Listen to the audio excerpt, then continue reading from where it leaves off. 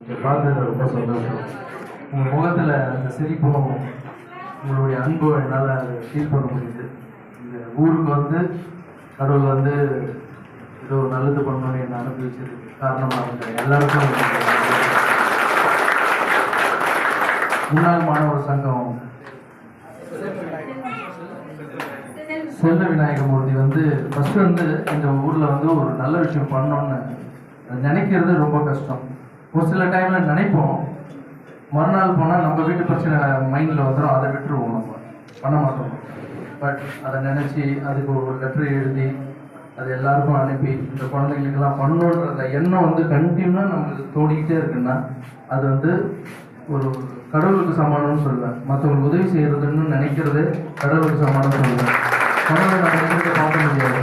So யாருக்கெல்லாம் கஷ்டத்தை தீர்த்து வைக்கணும்னு ஒரு மனுஷன் நினைக்கிறானோ அவங்க கடவுளுக்கு சமானம்னு நினைப்பேன் நான். ஸோ அந்த மாதிரி இந்த மாணவர் சங்கம் எல்லாருக்கும் என்னுடைய நன்றியை தெரிவிச்சுக்கிறேன். நன்றி. அதுக்கப்புறம் தம்பி பாலா, அது எப்படி நான் வந்து இன்ஸ்டாகிராமில் பார்க்கும்போது குழந்தைங்களை படிக்க வைக்கிறாரு அப்படின்னு தான் பார்த்தேன். நான் வந்து எப்பவும் வந்து ஒரு அமௌண்ட் வந்து யாருக்காவது கொடுத்தேன்னா அவங்கக்கிட்ட போய் நான் கணக்கு கேட்பேன். ஏன்னா கரெக்டாக பண்ணுறாங்க இல்லையானா நம்ம ரீசெக் பண்ணணும். ஒரு பணத்தை வந்து நம்ம ஒரு 10 லட்ச ரூபா கொடுக்குறோம்னா நம்மளும் கஷ்டப்பட்டு தான் சம்பாதிக்கணும். அந்த பணத்தை போய் கொடுக்கும்போது மறுபடியும் ரீசெக் பண்ணுவேன். நீ பணம் கொடுத்தியா, அங்கே போய் குழந்தைங்களுக்கு சேர்ந்துதா இல்லையா, அந்த குழந்தைங்க வீட்டுக்கு ஆளுங்க அனுப்பி கேட்பேன் உங்களுக்கு பணம் வந்து சேர்ந்துச்சா இல்லையா. ஆனால் பாலா கிட்ட பணம் கொடுத்து நான் இது வரைக்கும் ஒருத்தர் கூட செக் பண்ணதே இல்லை. அந்த ஸ்டேஜில் நான் 10 லட்ச ரூபா கொடுத்ததுக்கு நீ யாரு கொடுத்த, எங்கே போய் பண்ண, எதுவுமே கேட்கல. ஏன்னா கண்ணு முன்னாடி தெரியுது அவன் பண்ணுறது எல்லாமே. ஸோ இந்த வயசில் வந்து இந்த மாதிரி பசங்களை என்கரேஜ் பண்ண வேண்டியது நம்மளுடைய கடமை. ஏன்னா இந்த மாதிரி ஆளுங்க இன்னும் 100 பேர் வளரணும். இப்போ பாலா நல்லா இருந்தால் பாலா மூலியமாக எத்தனையோ பசங்க வளருவாங்க. ஸோ அந்த பாலாவுடைய அந்த என்ன இருக்குது, எப்போ எனக்கு ஒரு நாள் டக்குன்னு ஃபோன் பண்ணார், அண்ணே பாலா பேசுகிறேண்ணே அப்படின்னு. பாலா பேசுகிறேன்னு புரிஞ்சு போச்சு, மீட்டரோட போகுது நம்ம. என்னக்கண்ணா சொல்லுங்கண்ணா அப்படின்னா, இல்லைங்கண்ணா அவ்வளோ ஸ்டில் அனுப்புகிறேன் பாருங்கண்ணே அப்படின்னா போல. அந்த ஸ்டில் பார்த்த உடனே அந்த குழந்தைங்க, இந்த ஸ்கூலில் இருக்கிற குழந்தைங்க பாத்ரூம்லாம் எத்தனை குழந்தைங்க இருக்காங்க, ஆனால் பாத்ரூம் ரொம்ப கம்மியாக இருக்குது. நானும் சின்ன வயசில் கவர்மெண்ட் ஸ்கூலில் படிச்சிருக்கேன். அங்கே உள்ளே போயிட்டு வரும்போது எவ்வளோ கஷ்டமாக இருக்கும். அது ஒரே இடத்துல அத்தனை குழந்தைங்க பாத்ரூம் போகும்போது எவ்வளோ நோய்கள் வரும். ப்ளஸ் லேடிஸ்லாம் வந்து ரொம்ப கஷ்டப்படுவாங்க.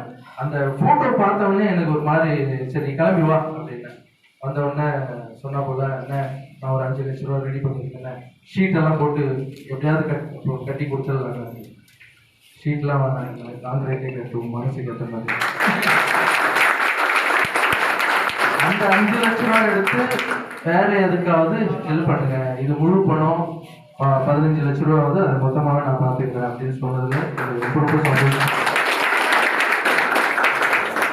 இனிமேல் பாலா பண்ற எல்லா ஹெல்ப்லையும் ராகவல் லாரன்ஸ் சொல்லக்கூடாது. ஆனால் எல்லா இடத்துக்கும் நான் போய் பண்ண முடியாது. இப்போ என்கிட்ட நான் இப்போ லாஸ்ட் வீக் ரசிகர் மன்றத்தை பார்க்க போனேன், பார்த்தா இவ்வளோ மனு வந்துருச்சு. என்னடா அது, நம்ம அரசியல்வாதியை நம்மளுக்கு இவ்வளோ மனு கொடுக்குறாங்க. ஸோ அதே மாதிரி அவருக்கும் இனிமேல் எனக்கு வர மனுலாம் கொடுக்குறேன், நீ எங்கெல்லாம் ஃப்ரீயாக இருக்குன்னு சொல்லிட்டு போய் பண்ண போறியா, மனோட சேர்ந்து ஒரு பேக் வச்சு. ஸோ பாலா வந்து சொல்கிற விதமே எனக்கு ரொம்ப பிடிக்கும். ஏன்னா அதில் ஒரு சுயநலம் கூட இருக்கு. அவர் சம்பாரிச்சு அவர் பணத்தை வந்து அது இல்லாமல் நான் கேட்டிருக்கேன், வேற யார்கிட்ட பணம் வாங்கி பண்ணுறியோ இல்லை தனியாக அவங்க காசு தான் பண்ணுறியோ அப்படின்னு கேட்பேன். விசாரிக்கும் போது எல்லாம் சொல்கிறாங்க அவர் சொந்த உழைச்ச காசு. இது வரைக்கும் அவர் யாருக்கிட்டையும் வாங்கினதில்லை. வாங்கினாலும் ஒரே ஆள் நான் தான். இப்போ செகண்ட் டைம் கொடுக்குறது நம்ம தான். இனிமேல் பாலா ஒரு சைக்கிள் கொடுத்தாலும் பைக் கொடுத்தாலும் ராகவல் லாரன்ஸ் பணம் உள்ளாரு. அதே மாதிரி ராகவல் லாரன்ஸுடைய எல்லா ஒர்க்கு, இந்த ட்ரஸ்ட் விஷயம், மக்களை போய் பார்க்கறது, மக்களுக்கு ஹெல்ப் பண்ணுறதுல எல்லாத்துலேயும் பாலா இருப்பாங்க. இங்கே ஒரு விஷயம் மனசில் சொல்லணும்னு தோணுது, ஆனால் சொல்ல மாட்டேன். ஆனால் ஃபியூச்சரில் செஞ்சு காமிக்கிறேன். உங்களுக்கு சீக்கிரம் நல்லது நடக்கும். சீக்கிரமாக இந்த பாத்ரூம்லாம் வந்து திறந்து வச்சுட்டு மற்றதெல்லாம் திறக்கும்போது சந்தோஷமா இருக்கு. இது எப்படி திறக்கிறதுன்னு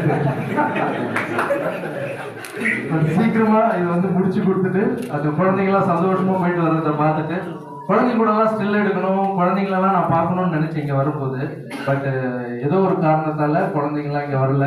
ஏதோ ஒரு காரணத்தால் நிறைய பேர் இங்கே வரல. ஏதோ ஒரு காரணம், அந்த காரணம் என்னன்னு ஏதோன்னு மறைஞ்சு போட்டோம். அந்த ஏதோ நம்ம எடுக்க வேண்டாம். ஒரு இடத்துல ஒரு நல்லது பண்ணது வரணும்னா நிறைய ஏதோ ஒரு விஷயங்கள் நடக்கும். அந்த ஏதோலாம் தூரமாகவே இருக்கட்டும். நல்லது பண்ணணும்னு நினைக்கிறவங்க மட்டும் இங்கே வந்திருக்கீங்க. Thank you so much Balasarathi. நீங்கள் எல்லா விஷயத்தையும் இதுக்காக ஃபேன்ஸு, ஃபேமிலிஸு எல்லாமே குட்டீஸுங்க எல்லாம் வந்திருக்கீங்க. Thank you so much. மாணவ